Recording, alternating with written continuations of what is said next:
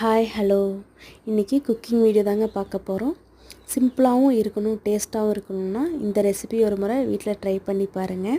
Taste அட்டகாசமாக இருக்கும். வாங்க ரெசிபிக்குள்ளே போகலாம்.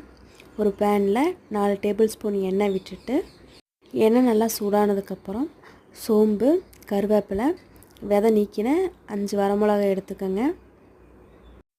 இந்த ரெசிபிக்கு சின்ன வெங்காயம் தான் டேஸ்ட்டாக இருக்கும். ஒரு கை நிறைய சின்ன வெங்காயம், இஞ்சி பூண்டு பேஸ்ட் எடுத்து நல்லா பச்சை வாசனை போகிற வரைக்கும் செவக்க வறுத்து எடுத்துக்கோங்க.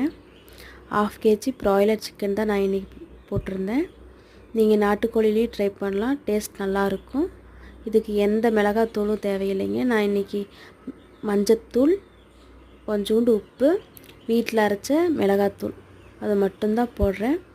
நல்லா வெந்ததுக்கப்புறம் கொத்தமல்லி தழை, தேங்காய் போட்டு இறக்குனா டேஸ்டான சிக்கன் ஃப்ரை ரெடி. ட்ரை பண்ணி பாருங்கள். தேங்க்யூ.